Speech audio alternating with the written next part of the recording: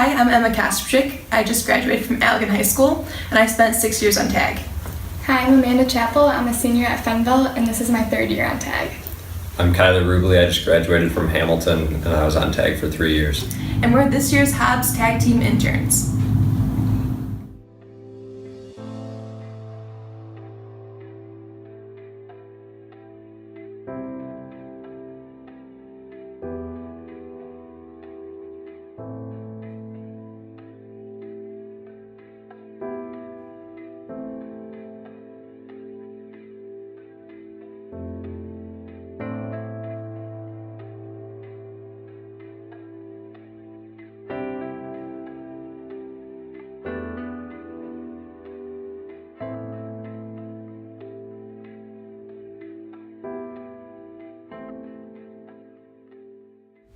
What is Safe Harbor Children's Advocacy Center? Safe Harbor Children's Advocacy Center is a place for children who have been victims of neglect or abuse to come and find hope and healing. So they are here to be able to tell their story of abuse, find therapy, and also to get medical exams if they need to. But then we also will advocate on their behalf in the court system and help to educate both children and adults on body safety and how to keep children safe from abuse. And then what is the CASA Volunteer Program? The CASA Volunteer Program is where we train individuals, starting with a 40-hour training, on how to advocate for children that have been removed from their home in the child abuse and neglect family court system. Those volunteers will visit the child at least once a week, advocate on their behalf, speak for them at every court hearing, put together a court report for the judge and all the attorneys to review, and then to stay with that child while the child is in as a ward of the court.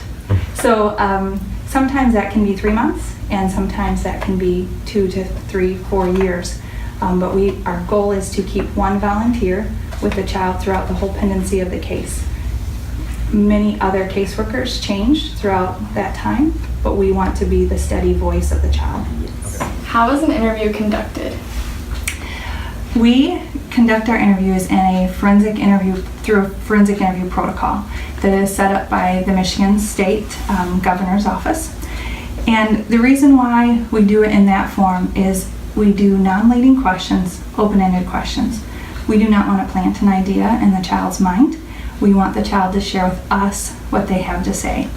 While our forensic interviewer is in the room with the child, the team members sit back in this room and observe the interview.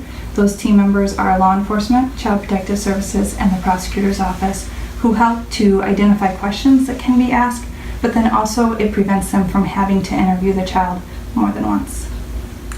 And then how many clients will be interviewed in 2016? I would say approximately 175 children will come here for an interview. And what are your future goals with Safe Harbor? Our future goals will be to expand our physical building. Currently, we do not have the ability to meet the needs of our clients. At times, we have the ability to provide up to 3 counseling sessions at a time, but we don't have the facility in order to do that.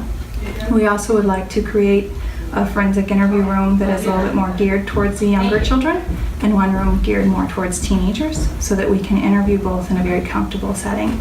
We also want to continue to expand our body safety program, in which we are able to teach every child within Allegan County how to keep their body safe, and then teach the adults how to keep our children safe.